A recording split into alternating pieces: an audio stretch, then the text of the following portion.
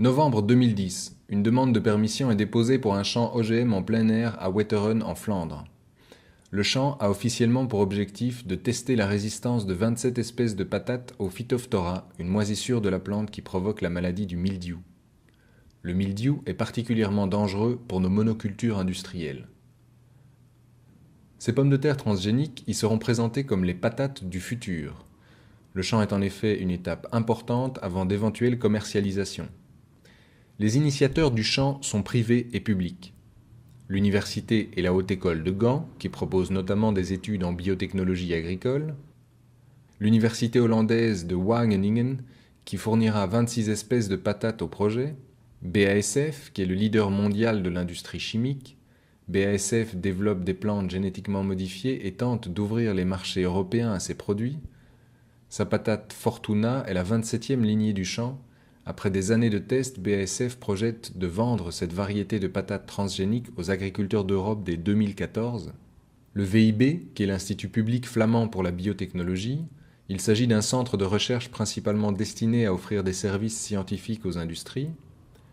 ILVO, qui est l'Institut public de recherche pour l'agriculture, l'horticulture et la pêche. ILVO informe et soutient la stratégie politique. ILVO est propriétaire de la parcelle de terre du Champ Est.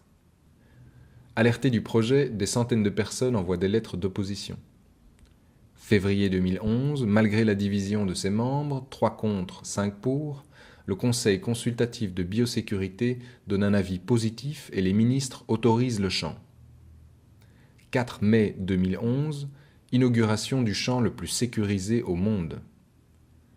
Des organisations environnementales et agricoles déclarent ce champ indésiré et inutile. Plus tard, ce champ sera même déclaré illégal lors d'un procès engagé par Greenpeace. 29 mai 2011, des centaines de militants arrivent au champ. 60 policiers les y attendent. Ils contournent, se rapprochent des grilles, tentent de les arracher avec des crochets et des cordes. La police sort la matraque et frappe sur les mains des militants. Ils se défendent comme ils peuvent et certains pénètrent sur le champ, piétinent, arrachent. Une trentaine de faucheurs seront arrêtés et relâchés le jour même. 11 d'entre eux seront par la suite inculpés au tribunal correctionnel de Dendermonde. La plupart des médias présents, ainsi que de nombreux militants pro-OGM, parlent d'un acte de vandalisme envers la science. 3 juin 2011, Barbara van Dijk, chercheuse en développement du territoire à la KU Leuven, est renvoyée pour avoir participé à l'action et s'être adressée aux médias en défense des activistes. Wij zijn verbolgen, verontwaardigd over de disproportionele actie van de universiteit om iemand die een mening heeft, een sterke mening, namelijk dat genetisch gemodificeerde gewassen misschien gevaarlijk zijn voor het milieu, maar ook dat er private belangen spelen. Men doet onderzoek naar patenten eigenlijk, niet naar de verbetering van de mensheid, maar naar patenten. Ik ben natuurlijk zelf als wetenschapster een absolute voorstander van vrijheid van wetenschappelijk onderzoek. Maar dat betekent niet dat het wetenschappelijk onderzoek niet aan een zekere vorm van democratische contestatie onderworpen kan worden. Vrijheid van onderzoek, net zoals vrijheid van meningsuiting, betekent evenzeer de vrijheid om gecontesteerd te worden. En wat we hebben gezien in Wetter is een contestatie van bepaalde proeven, van bepaalde vormen van wetenschappelijke logica's. Niet het dwarsbomen of het onmogelijk maken van wetenschappelijk onderzoek. Dus ik denk dat we in die discussie zeker niet ver zijn geraakt. Depuis qu'il y a ces champs, il y a de gros mensonges de toute façon.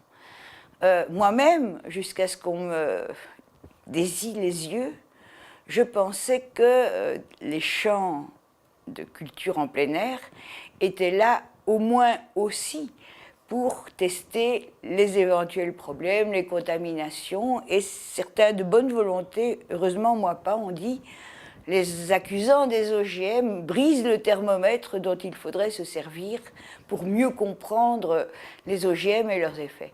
Il n'en est rien, tous ces champs sont là normalement pour permettre au nouvel organisme d'être, ou plutôt aux semences du nouvel organisme, d'être inscrits dans le catalogue des semences. Ce sont donc des essais agronomiques. sur la reproductibilité et différents types de traits qu'on exige pour l'inscription. Donc c'est immédiatement dans une perspective de commercialisation. Les activistes qui ont fait un dossier formidable ont montré que ça ne pouvait même pas servir à ce type de vérification, certification agronomique. C'était pas fait sur un mode tel que c'est en quelconque sens, sauf peut-être la promotion en Flandre des pommes de terre génétiquement modifiées. On amenait des quarts entiers de paysans néerlandophones pour voir la patate de l'avenir. Donc c'était tout simplement une opération de propagande coproduite par des universitaires, l'université de Gand et donc BASF. Et là, on est vraiment à la situation limite, parce qu'à ce moment-là, le terme science sert à recouvrir, à protéger, à bénir, même pas une certification agronomique, finalement l'agronomie est une science, mais une pure et simple opération de propagande.